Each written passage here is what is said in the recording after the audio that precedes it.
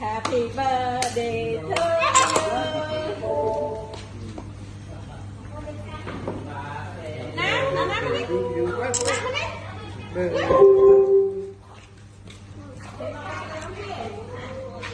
Ta gì gì này nè, không phải gì đó.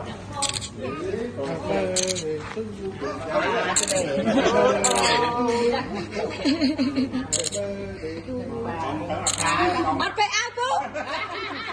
Kèm lóc Facebook cho đó.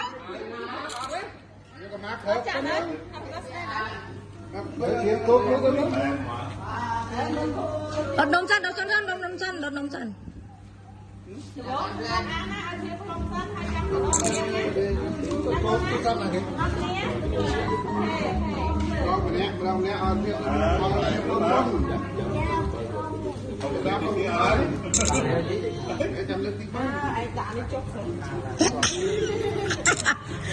Chơi rồng phớp trên câu đi nè.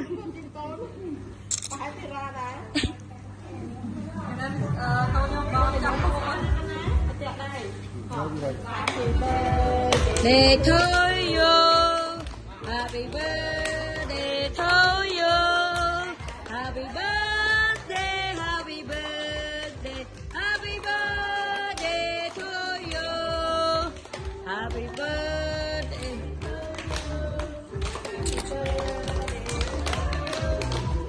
Jangan buat aku kan orang tahu.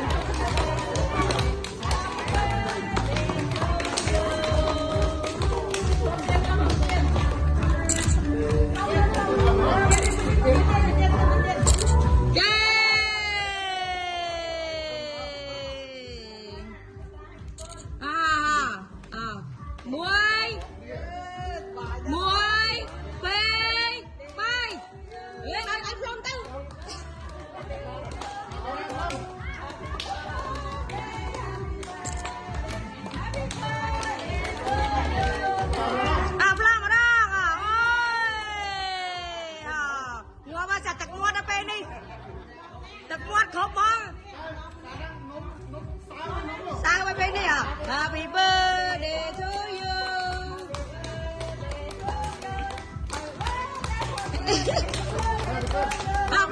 Làm bị câm lắm. Khăn. Lên. Mua chết. Ngoa bay. Dapat đây ngoa.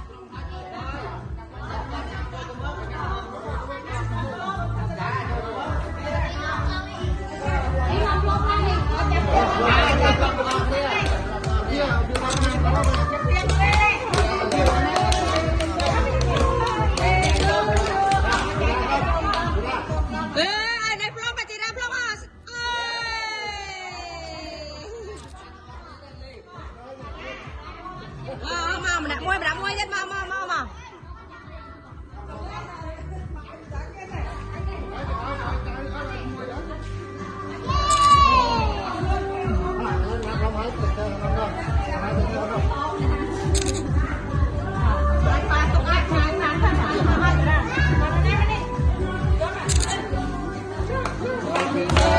Để thôi yo, happy birthday.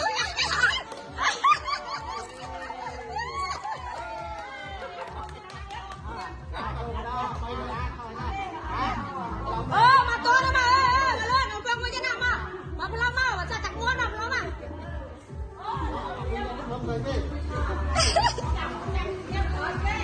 rồi cái nào belum mà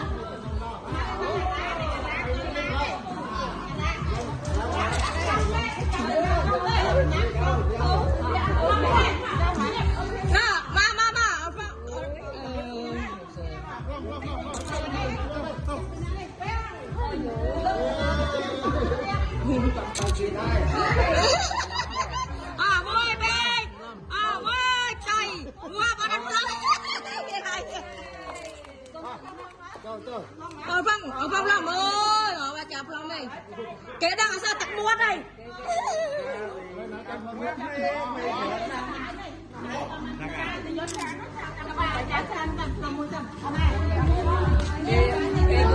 con ra nào